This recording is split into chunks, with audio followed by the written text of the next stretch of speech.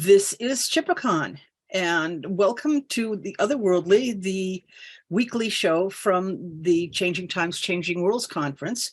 Give you little bits and pieces of what to expect at the conference, and to have a little bit more all through the year.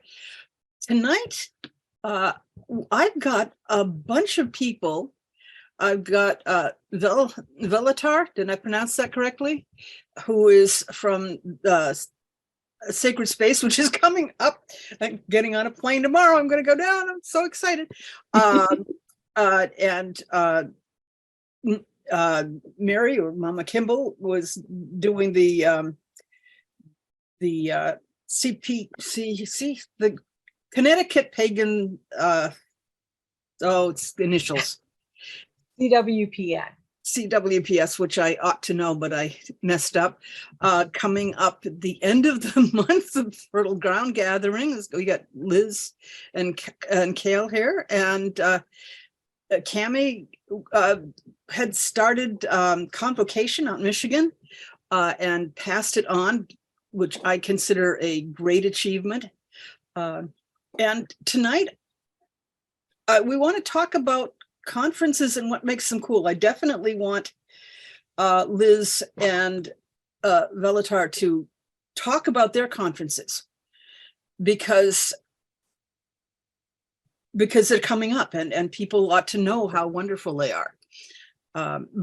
But most of us are constrained by the ability to be able to have the time or the money to go to only a few of them. So let's see, I've got a little piece of paper here on which Velatar is a member of the Lighthaven Lodge in North Carolina, so far south, and volunteer coordinator and conference dragon of the Conference Dragon, what a great title, of the Sacred Space Foundation. Unsurprisingly, since the first classes are happening, the opening ritual, I think, is at 3 tomorrow. Most of the people who are running Sacred Space are busy setting that up, but I'm so pleased he was able to join us. Admittedly, Fertile Ground Gathering is in a campsite because being about Beltane, it's going to be, the weather is a little bit more favorable. But most of them, whereas ConVocation, obviously being in Michigan, I'm not sure they have festivals up there. It's just as northerly as New Hampshire is.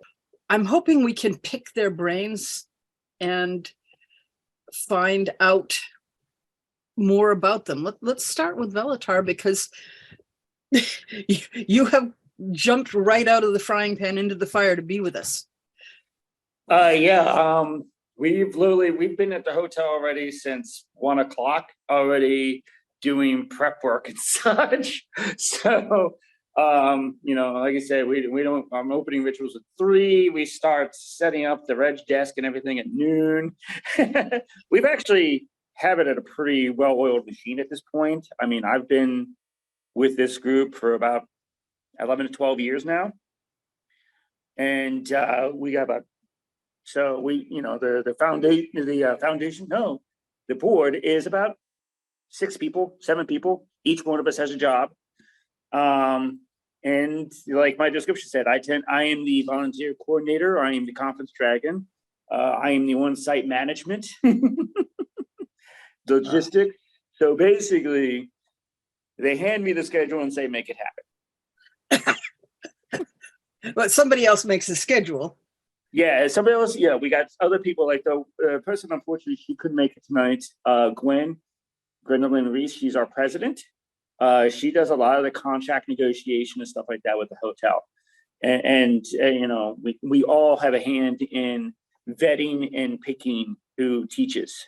And we're in go mode right now. Our conference also is, everybody on the planning committee votes for the classes. They put up the proposal form, and then we all look at them and then send out. I've actually taught at your conference a couple of times now. You did? Am I not recognizing you? Yeah. Oh, I'm embarrassed. At that time, I didn't go by Bellator. I went as David Rea. I was a friend of Cat's. Oh, Dave. Okay, right. Yes. Okay. That you didn't you have hair at the time? I haven't had hair in many years. Oh, okay. Many. Anyway, but yeah, I have to ask because we're aimed at New England. Basically, after Frank and Kate stopped doing Craftwise, Jane and I were whining about not having a occult conference in New England, and kept trying to sucker somebody else into doing it, and that failed. So we decided to do it ourselves. We figured, we've done events in the SCA, we can do that. We've been to conferences, we know what to expect, and we got it going, and it's still going. But how is it different down south? I'm sorry, to a New Englander, you're down there in the Bible Belt. We're technically, so the conference happens just outside of Baltimore. So we're actually in a very urban area. We're the very democratic, very liberal part of Maryland. And we do regional searching for teachers, but we also go across the pond. Like we've had Dolores Ashcroft and Wiki, and Raven and his wife, rest in peace for him a couple years ago.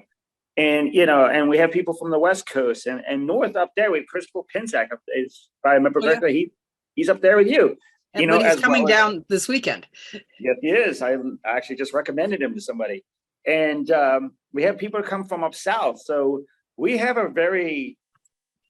because it's Baltimore, it's DC, and we're kind of in the center of the 95 corridor, we've kind of energetically and physically put ourselves right in the middle of everything. So, people people come to us, and as far as the Bible Belt goes, we haven't seen any of it. Nobody. The other good thing is the hotel we're in right now actually also sponsors or hosts the Etheracon here. So this whole area has a long history of eclectic cons and such. Between we Comic-Con, we have US-Con, we have the Etheracon, we have BronyCon, there's so many different cons and just lifestyles, alternative and otherwise, that happen in the area, that the aspect of being in the Bible Belt really doesn't affect us. Now, that being said, we are kind of prepping ourselves a little bit, because over the last couple of years, certain religious churches and stuff like that have kind of started protesting other cons a little bit more than they normally do. So we have plans for it, but when it really comes down to it, we're inside a hotel. That is the hotel security, and we've never had an issue with it. We've actually shared the hotel with cons a lot of years. Let me see, 2018, 2017, we had this female Masonics. I think it's called the Rainbow Girls, with the Blue Star Girls. They were having the whole convention and stuff like that, one floor underneath of us, and we got along fine. Well, yeah, with the Masons. One of our favorite speakers, Kirk White, spending a lot of time now working with the Masons to bring the magic back into the ceremonial magic that it started out with in the 19th century and the 20th and the 19th century, to bring it back to the Masons and get new young people in, because it was turning into old man's club. And now that he's bringing in the magical psychic aspects, it's reviving the Masons here in New England, which I think is a very cool thing. Yeah, that's been a big push with us, is younger people and more inclusivity of race and alternative. We already have a very open alternative lifestyle culture here among the conference, but we're trying to branch out more. We can always branch out more. You can always branch. How are you looking for younger people? Mostly we have people, we look at teachers. We look at teachers, we look at what they're teaching, we look at their population. And with social media, it helps. You have people like Christopher Penzak, he's on the younger side, where he has a whole congregation that is of the younger side that is going to follow him here or, you know, join him here. And we have, so we look at teachers like that, where it's like, same thing with when we're trying to do an outreach into the Norse, we find the local Norse teacher, like, hey, have you heard about us? Do you want to come on in, bring your population, you know, that type of thing. And I think more and more young people are open to the idea nowadays, because it's no longer just the secretive thing that you hear about, you know, in the back, you know, it's more open because of the internet. What was it, 2019? We were on floor. We had a gaming convention, board games, one floor underneath of us. There was so much cross, like they were coming up to us and we were going down to them. Between the two conferences, they might as well have been the same. And we, you know, one of the things, you know, as being the foreman, I make a lot of the decisions on site. And one of the things I made the call of is anybody who comes for that conference goes to our classes for free. Oh. I wanted them to come see and not have to deal with paying, because they already paid to come to their own conference. Yeah. And I talked to their organization. I'm like, hey, we're doing this. Are you willing to do it for our people? They did. And, you know, we basically became almost one con. It was magical. And most of the people that are coming up, easily teenagers, young 20s. Well, that's cool. So it's just appealing more and more to finding the teachers, finding the elders. A good reason not to have somebody with this face being the face of the con. We need somebody more in the prime of their life, like you. So, but yeah, What are you, 40? See, I look at 46. I look at Chris and Penzak, and he's still that charming boy I met at a Pagan Pride Day, and he's not now. He's grown up. Yep. But I think of him. I think of him as that boy. Can you? So you've been at our conference. What do you think might be different from between us and you? Wow. That's a. What can we steal from you? Say what? What can we steal from you? I think the biggest difference, honestly, between your conference and our conference is, honestly, the New England lifestyle, the New England attitude that I've seen up there. Not just at your conference. I actually dated one of Kat's friends who lives in Vermont. So I was up there every month, hanging out in Vermont and New Hampshire and driving through that area. So it's not like I just basing the culture based off of your con, but it's a completely different culture up there than it is down here. And I think up there, it's definitely more of as polite as I could put it, it's definitely an old man's club up there. Yeah, you got a lot of older people up there, and getting, it's definitely kind of an old man's boys club up there as a culture. One of the things that I would say about Vermont, and this may be strange to you, but Vermont and New Hampshire are significantly different. They're both New England.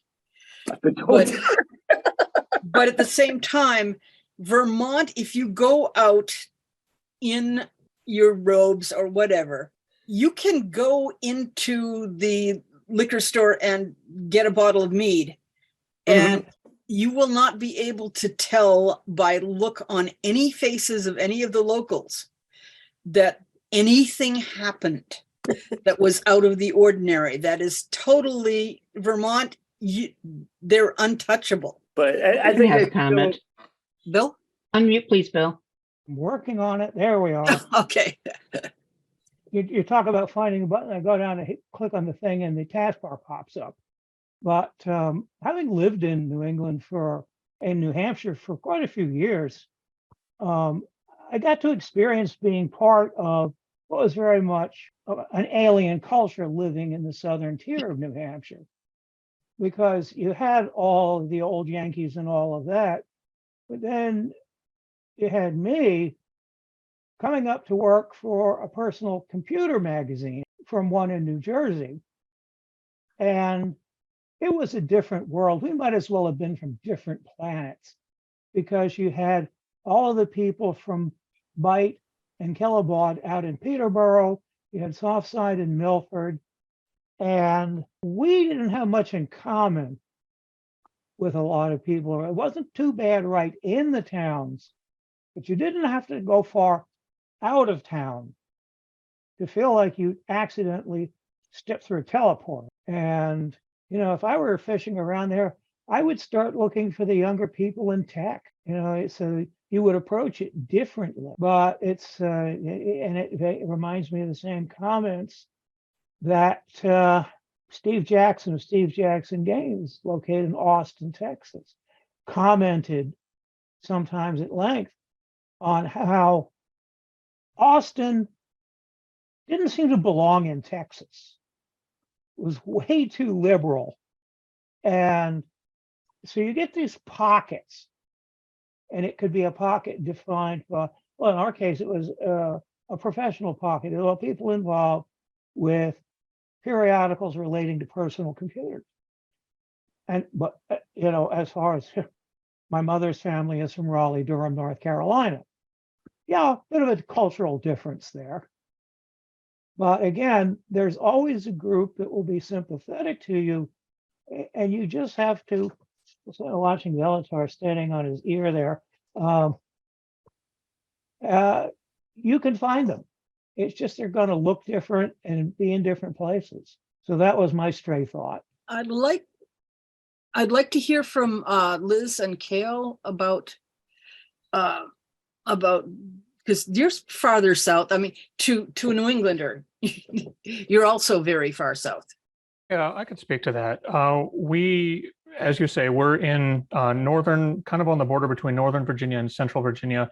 Northern Virginia is a very liberal place relative to the rest of Virginia. It has a lot of transient people. It has DC, it has the government, it has a lot of people from Maryland and so forth. And so it's very blue in its demographic, whereas Central and Southern Virginia tend more toward red.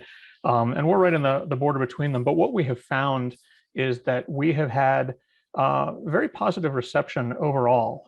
When we began Fertile Ground Gathering back in 2008, so it's held at a national park, and so we had to apply to make use of the space, which involved putting in an application several months in advance, and then describing what kind of event it was. And the National Park Service actually called us in to describe the event, because they were a little bit worried about, who are these weird freakazoids, and what are they going to be doing with our park? And Liz went, and she spoke to them, and she must have said something right, because they approved the application. And the park ranger at the time, unfortunately, he's passed on now, but he was a man named Brian. He was just a gentle old soul, and he was willing to be welcoming to us, even though he had no idea who we were. And then during the post-event walkthrough, when he was checking to make sure that we hadn't damaged anything, hadn't caused any harm to the park, he came into the feast hall of the event, and he was just slack-jawed, and he said, "There has been no group ever in the history of my time here with the park in over 25 years, no group that has taken as good care of the park as this group has." And from that moment on, we never had another problem with the Park Service. They welcome us every year. They always give us the dates that we want. They bend over backwards to help us. They accommodate. I mean, we have some pretty outlandish requests from time to time, and they always accommodate them. I mean, even on the one rare occasion where we had to call emergency services because we had a guest go down, even emergency services did not bat a single eye at the fact that, I was wearing a horsetail and God knows what other people were wearing and so forth. I assume they think we were just a bunch of cosplayers or something.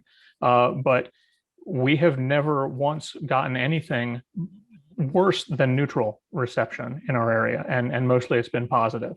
Liz, did you have anything to add?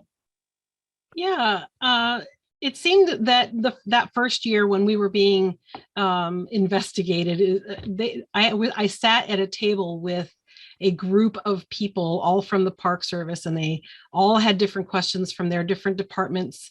And everything I answered for them, from what is the event, and what are you doing there, and things like that, to how are you going to clean our spaces, just had them all in awe, because I guess I gave them all the right answers, but it was things like,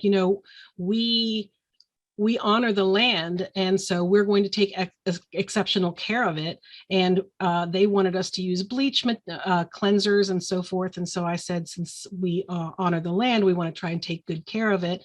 And so we would prefer to use natural substances like cleansers that include herbs and oils like a rosemary blend and so forth. And they were just shocked because they hadn't ever considered that as an option. And so at the end of that conversation, they really were quite impressed and hopeful about what we were going to do. And like Cael said, over the years, we really just warmed the hearts of all of the people. Usually there's the park ranger who comes in, and then there's also the guest ranger who stays at the park during the time that we're there. And we always invite them to come in. We always say there's plenty of food for you. Come join us for a meal. We always have nightly performances. Please come join us for that. We want to help them feel welcome and like we're not trying to be secretive or hide anything.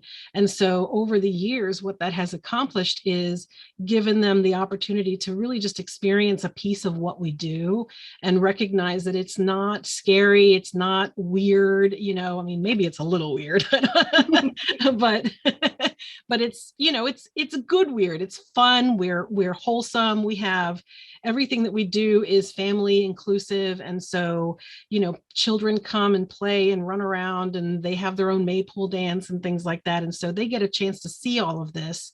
And I think that's really made a huge difference in how we were received by the park.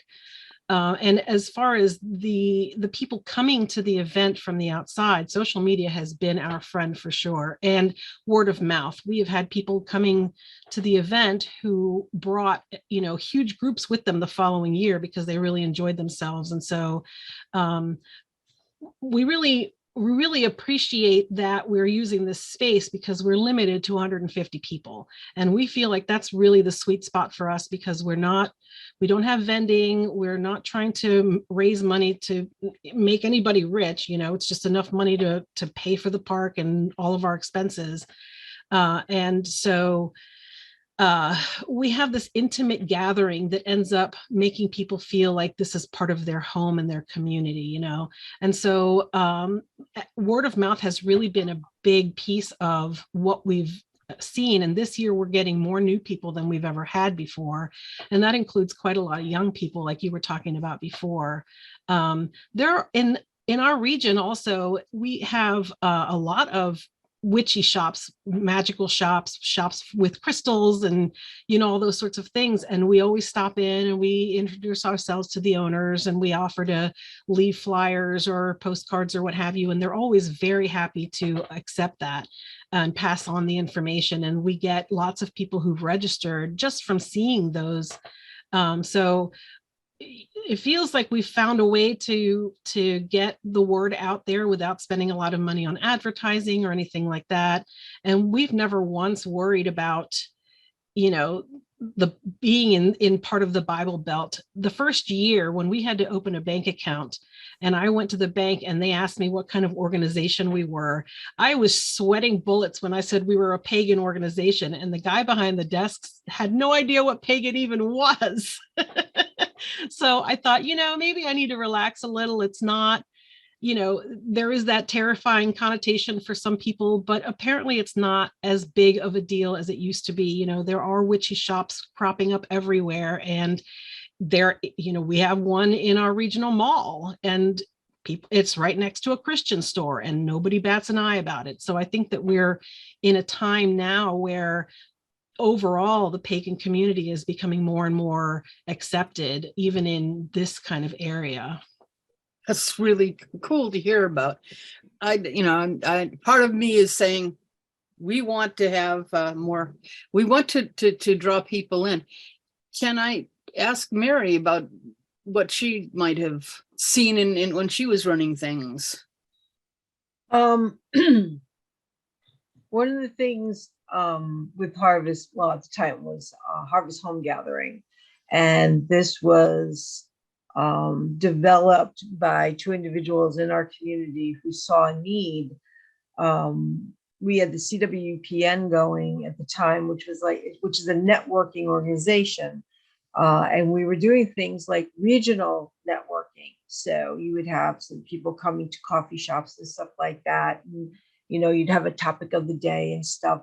And people wanted to do that more often. So, they were talking to people, and they ended up coming up with the idea of, wouldn't it be great to be able to provide our community with a opportunity to get together and have this magical time together, and have these classes and have rituals and have, all this stuff happening. And so they did, they actually made it into an LLC, and they provided that service. And it was great because it wasn't just like adult oriented. Like my kids were there. So my kids grew up in the CWPN, in Harvest Gathering. My daughter now is one of the people who help run it. So I was going to make a comment to the gentleman who was talking earlier, that we have found ways of introducing younger people into these things by making them family friendly, so that they could come and enjoy it. And as they grow up, they start taking on more more of those activities. So at this point, Harvest Gathering is being run by she's I think 35, 36-year-old woman, with the help of my daughter and myself. And there's a small group of people who are, the next level, they have jobs. And then we have an entire staff that runs the event. And it's at a campsite. It runs, staff gets there on Wednesday and we all leave on Sunday. So, and it's great. I mean, when it first started out, I think it was a little bit different than it is now, because of the ideas that the founders had. And as we moved along, and like I said, I understand everybody who's talking about, there was two of us and we were doing everything. And that is how it starts. It starts with one or two people who have an idea. They see a need. And at that point they go, what do I do? And they talk to themselves, each other, and then they talk to other people in the community. But as time goes by, you start to realize that it's a lot of work. So I found it at Harvest Gathering, because I was there like from the beginning, that having two people run it worked better, in my view, than one. Because what you would have is you would have one person who took on operations and vendors and, getting the site set. And then you have another person who took on speakers, which was the core of the event. So, and they never, they knew exactly what their jobs were. And so they didn't step on each other's toes. And so they would sit down, they would talk to each other, everything is going, along. But if somebody called and said, hey, I want to be a speaker, and they talk to the person doing the operations, they go, hold on, I'm going to have you speak to the person coordinate the speakers, because that I've seen happen become a problem. And because there's been a number of people over time that have run Harvest Gathering, we've had them, and then it was me and another person. It was me and another person. And so there's been like 4 or 5 groups of people who have run this event. And it's been going on for, I can't remember how many years now. We even did it one year in a hotel because we couldn't find a campground to do it in. So we kind of did it like they did, like Kate and Frank used to do theirs, you know, and that was a lot of fun too, you know, because we always try to put a lot into it. So it's not just classes. We have rituals. We normally have a ritual each day. They have fire circles, drumming, bardic circles, a lot of things to have to do with community and you know, keeping the community together and being able to have that time to be a community and not just be, I got to go to classes, you know, and then have very little social time. But people enjoy it. And we, you know, our highest attendance was, I think 160 people was our highest. Our max is 200. That's where we felt we could be comfortable enough with the staff we had. The campground we use now is wonderful. It's Camp Cedar Crest in Orange, Connecticut.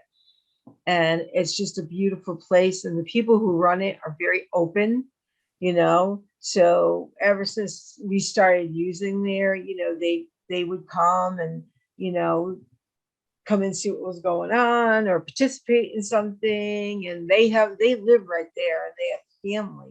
So, you know, it's a lot of fun.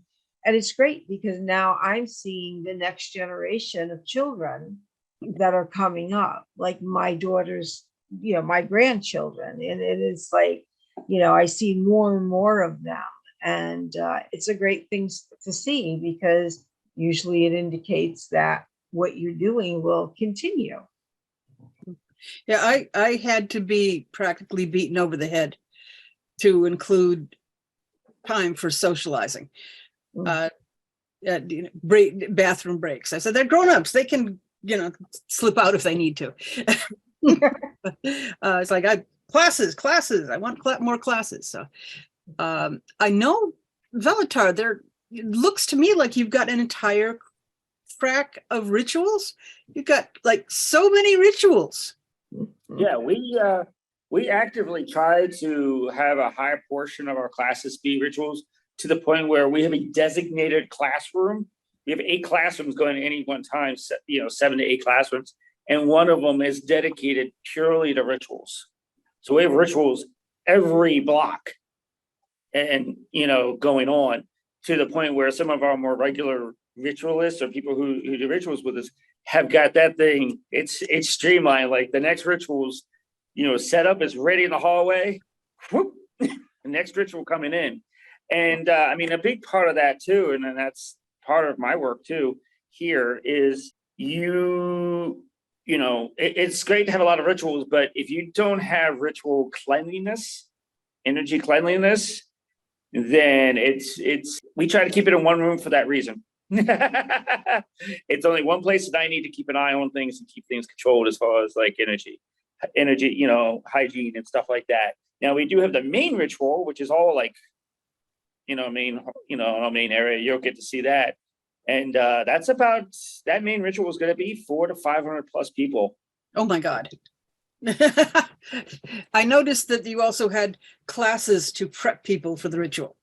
Yes, that is very important for a main ritual of that scale. Is that you don't want people to just show up and be like, what do I do? Like, you know, and this kind of goes less into conference planning, more public ritual planning, but you want to have the class there so people know, A, why are we even having this main ritual? B, what am I supposed to be seeing? Because not everybody has the gift of, you know, being able to see energy and stuff like that. And anybody who's done a public ritual will tell you that there is the energy that you see and sense happening in front of you, the theater part of it. And then there's the deep shit that's happening in the background, the preceding and afterwards and during, that, you know, a lot of people don't have time to see or just don't have the vision because they're too busy experiencing the ritual. And that class allows people to learn what is the magic that we're not seeing happening. And so, yeah, ritual has always been a huge part of sacred space, a very, very huge part.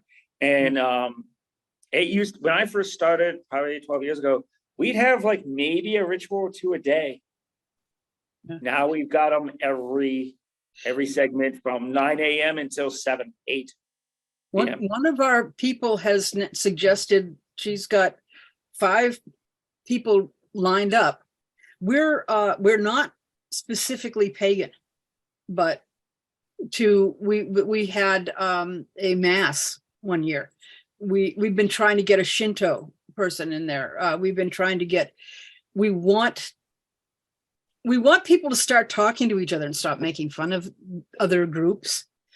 So I think that, but she's got 5 people lined up with different rituals so that other people can see what happens if you always go to your same kindred, your same grove, your same coven, you're going to see the same thing. And for many of us, even pagans, my daughter said she wanted a T-shirt that said, "How dare you presume I'm Christian" on the front, and "How dare you presume I'm Wiccan" on the back. It's a lot different now than it was in the 70s. Cami, I haven't asked you yet. And Helen's asked to speak also. Oh, yeah. Okay. That's how she knew I was, yeah. So, no, what you were saying about not presuming to be Christian or pagan or whatever. When we started ConVocation, Michael in particular was very much at pains not to be just another pagan con, not to be the usual suspects, because then, yeah, it's kind of closed. We're just talking to ourselves.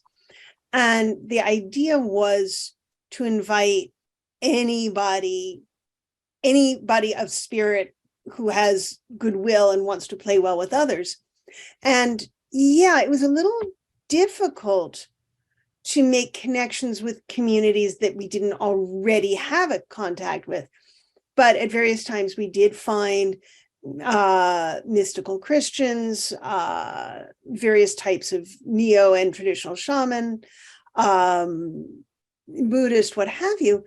And I find it amusing, or I found at the time it amusing, that the only folks we ever really had trouble with were and of course it was a new concept then, a community of devotional polytheists who were very rigid in saying, "Oh, we're not neo anything," and very prickly, right? Oh, really? Tell me. Yeah. I'm sorry. I frequently call many heathens neo-heathens just to bother them. Right. Show me exactly where you go back in the vernacular to those practices uninterrupted. If you're figuring it out from books in translation, you're neo something. Anyway. But yeah. Ooh, Bellatar's gone sideways. No, I'm responding to a comment. That's all. Cael had asked to make a comment. Yeah, so on the subject of ritual, one of the things that we began pretty early on when we did Fertile Ground, we had no idea what we were doing, because Fertile Ground happened because we had a Beltane celebration at our own grove, and we thought, this is super cool. We should have like lots of people at it, and so we should invite lots of people outside of our group to it. And so we thought, okay, pagan festival, how hard could it possibly be? And it turned out that it was a little bit challenging. We got a lot of help from Tish Owen's book, Changing the Rainbow. She's one of the organizers of Pagan Unity Festival down in Tennessee, and we learned a lot from that. But we've evolved since then. But one of the things that we tried to do early on was to invite different groups from around the area to lead various rituals. We'll have the Coven of the Black Vulture do the opening ritual, and we'll have the Northern Virginia Pagan Network do one of the main rituals, and then we'll have Shadow Grove do our own group, Shadow Grove, do one of the main rituals, and so forth. And while it worked, one of the things that we found was problematical with that was it was twofold. One, it was continuity. because every group had their own idea of ritual. And while each one of those in and of itself was valid, they didn't necessarily always mesh well together. And so the tone of one didn't necessarily flow into the tone of the next and so forth. And then the other one was quality control, because there are people out there who are talented and skilled ritualists, and then there are people out there who do rituals. And so what we ended up with was, a main ritual full of pageantry and, all kinds of power and energy building and all of this stuff. And then another ritual where people were holding up a piece of paper and going, "Spirits of the East, we welcome you." And so it didn't really work out for us well. And so what we have shifted to is a unified ritual team. And we have had members of other groups and even some outside musicians. For instance, we work a lot with Kindred Crow, who are a local pagan Norse group in our area. They have been part of our ritual team in the past, but we have a unified ritual team that does an entire ritual arc. We figure out the theme of the event in advance, before we even start opening registration for the event. And then we figure out an arc of rituals that feeds into that theme. And so this year, Fertile Grounds Gathering theme is catharsis. And so we have an entire ritual arc that starts on Thursday night with recognizing the trauma that people have been going through, and then acknowledging the trauma and going through that whole cycle through as a process with a unified team and a unified message, so that if somebody shows up at Fertile Ground Gathering on Thursday and they show up at every one of the primary rituals throughout the event, by the end of it, they will have gone on a journey that we collectively, among the several of us who are on the ritual team, have put together for a specific purpose, with a specific intention, with a particular goal, and with an outcome in mind. And that has worked very well for us over the past few years that we've actually been in person. Of course, we've been on hiatus for the past 3 years, but the few years before COVID, and then we have another unified ritual arc for this year as well. I like the idea of having a team to coordinate the rituals. I was at a, I think it was East Coast Thing, which is many heathen groups. And somebody has talked about scale there. What passing a horn around a dozen or 20 people is one thing. Passing it around 150, well, kept me on my feet too long. And but there was a problem at one ritual where one kindred, it had to be passed male to female, and a male tried to pass it to one of them, and he just crossed his hands and wouldn't take it.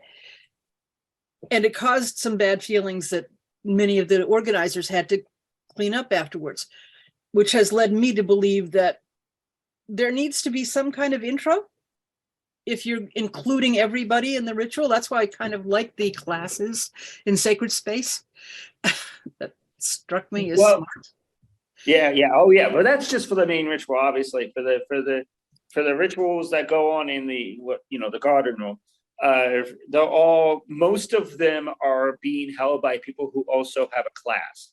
We don't just have you come in and do just a ritual. You're also doing a class and the ritual. Or what a lot of teachers will also do is they'll actually have the class in there for like the first half and have the ritual be the second half. So there's always something preceding the ritual. And like I said, we do a lot of vetting when it comes for stuff like this, and a lot of cleanup. And I think somebody did mention, the hygiene and the whether or not we have somebody who hangs out to help people. That would be me. Is usually, but yes, we do always, we have people, and we have certain teachers that come by where we're like, oh, that person's doing a ritual, 100% could be outside that room. And then there's other people who are like, oh, that person's doing a ritual, it's cool, because you just kind of learn how different rituals and different traditions and such do their thing. And the big thing is it's both the exclusivity and kind of mentioning on how you were talking about the bloat and how the one guy just crossed his arms. Doing different kind of rituals basically teaches you how to have good etiquette, how to basically play well with others. And if you're going to go to somebody's house per se and have dinner with them, then be prepared to eat what's in front of you. Don't go to the house and be like, oh, no, I can't eat any of this. You need to make, no, that person's putting on a ritual. You came to their ritual. It teaches good ritual etiquette. If you need to be kosher, you have to tell your host beforehand. The host will say this is kosher. But we had a thing once. We were suggesting to have rituals where there would be like an inner and outer court. You could seat in one section so you could observe the ritual because you wanted to know more about it, and then the participants would be in the different section. How do people feel about that? We've had a couple of big rituals. Years ago, we used to have something called the conjure dance. That was a massive possessionary ritual, and we were much smaller back then, so we could kind of get away with that, talking about scaling things up and down. And during that, we had chairs and everything around the room for people to just sit down. With the main rituals we have now, if you're a part of it, you're a part of it. But just because you're there does not mean you have a speaking role. You just come and you hold the space, hold the and be at least be aware of what's going on around you. If you just want to come and just watch and have zero energetic interaction, don't come in for the main ritual. And we'll say that at the class. But as far as all the little rituals that happen during the classes, I know some people have. We have chairs available in the room for people to sit and observe. We make it available, but it's completely up to the ritualist. It's completely, there is no requirement that if you go to a ritual, you have to join in. They had that kind of dance, I think, at Ecumenicon. And what my daughter observed when she went was that a lot of those people didn't know how to fall. When the spirit left them, they would fall like a sack of, oh my goodness, she said they're hurting themselves. Oh yeah, I've been a catcher for those. Yep, I've been the guardian / catcher basically at that point. Yeah. It seems important to know what you're going to need, whether it's for classes or with a conference like this. You're not going to have just know whether you have a plug-in for your, what's it called with the computer, the projector and stuff, projectors and things. You need to know what's happening energetically. Well, yeah, but I mean, in most of the rituals, people aren't plugging in projectors. But and if they do, then they get set aside, and that's what happens. There's up to the ritualist. We provide the projector, we provide the ability for you to use the projector, but if your ritual fries the projector, that's on you. Somebody did mention mobility issues.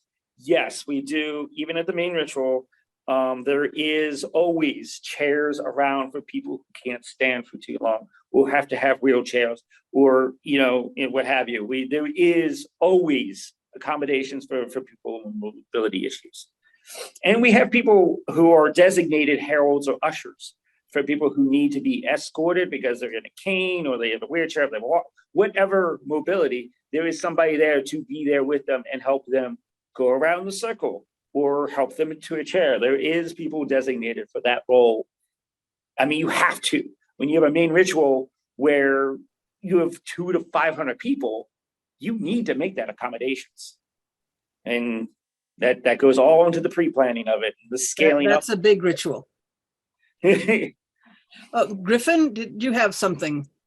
Well, yeah, I kind of want to loop back to what Velatar said earlier, talking about playing nice with other, and use the phrase eating what's put in front of you. Now, you can say that metaphorically, or you can say it for real, as in the case of, as part of my Zen studies, I did a lot of reading of of the works of Alan Watts, who was very influential in the 50s and 60s, and reading about him. Now, Watts was a fairly strict vegetarian, and yet somebody observed him at a dinner eating meat. And so it says, Alan, you're a vegetarian. Why are you eating meat? Because the cow is dead and the hostess is not. That's beautiful. That's Alan Watts. That was, and that kind of embedded the concept that, yeah, he did it because the cow was dead and the hostess was not. I mean, what more can you say about it? Okay, Cammie? Angela's question about accommodations, and I think it was Velitar's response. It's, I actually would love it if we could spend a whole lot of time on that. It's something that's kind of current and pertinent for me as well in a different context. So too often people's take on, oh yes, we've accommodated, there are chairs. We've accommodated for vegetarians, there's a salad. No. So, and as Angela points out, yes, you could be dead still and be really energetically active, but especially in a situation where you've got a lot of relative beginners, it's a public ritual, it may be their first experience. I think we really, yeah, good point, Angela, that we completely leave out people who are using different sensory modes. And sometimes there's an accommodation it's not possible. But in many cases, if we put some more thought to it, I'm thinking about doing something at Toronto Pagan Pride that when I ran it the first time involved the sort of Tai Chi walk and then a stamping dance. And I'm like, what can I do with people who can't do those things? How can I create the same energy that they feel included, they're part of it, and how can I present that so that it doesn't become a whole lecture on, universal access, but becomes, hey, try this. And I guess the corollary to all this is, right, because Charlie Butler is a sign interpreter. But anyway, so that was a good thing.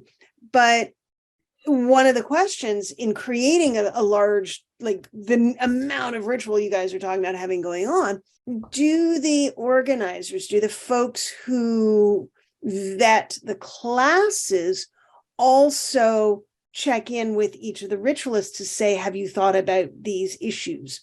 Or what level do you want to see beforehand before you accept something? For us, we vet them as far as like whether they do healthy ritual or they do just healthy, good hygienic ritual. But as far as like what, outside of the main ritual, when we have the rituals going on through, Friday, Saturday, Sunday, whatever, during the main pod, we allow them, it is the ritualist, it is the teacher, whoever is paying for that spot, it is up to them how they feel to run that ritual.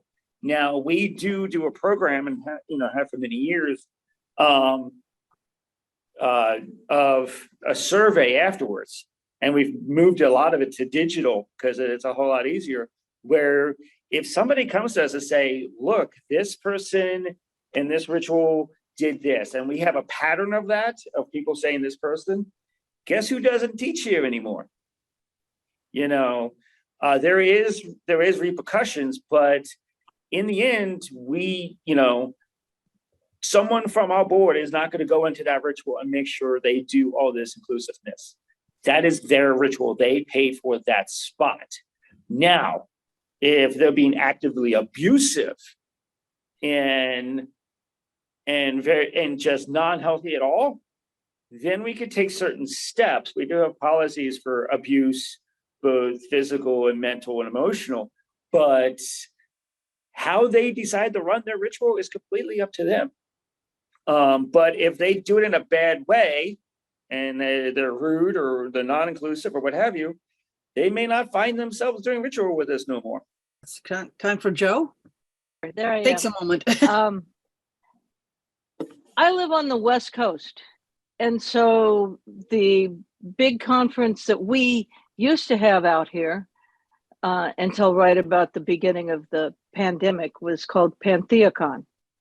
And we would get, well, Glenn Turner ran it and she didn't want it to get too big. So it hovered between 1,500 and 2,500 people.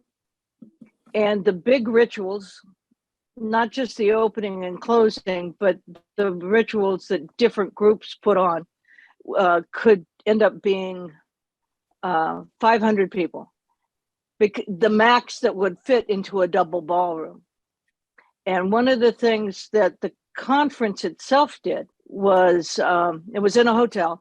They allowed people to identify as being mobility challenged, and they would be given stickers for the back of their badge or whatever, so that they would be moved to the front of the line to go into the room, which always had chairs outside and so on, so that they would be able to move in and not get trampled in the crush, be able to get to wherever their wheelchair could be accommodated, and so on. They also worked with the hotel for, there was one set of rooms on the ground floor so that you wouldn't have to take an elevator or take stairs. And those were always set up for, it used to be vendors, but it ended up being mostly mobility challenged. And when the people signed up for room, there was a group that would end up making sure that those that had special needs got assigned the rooms. I really loved the way Etheracon handled many things. It had its own issues, but as Panthea suggests, it was designed to try and encompass as much as possible that was in, it's the San Francisco Bay Area, the Northern California. And that was something that, so Probably gonna be a while before we need ritual, that. yeah, the individual ritualists could have certain things they wanted, but the conference itself made sure that there were things like, in the last few years, they had somebody doing sign at most of the big events and so on. They made sure it was as inclusive as possible. Okay, well, I now see that it is 9, and so we have to thank everybody who showed up and who helped brainstorm here. I'm sure that Velatar needs to get back to work because thank you for donating your time here for us. I'm not going to turn off the meeting, but I'm going to turn off the recording.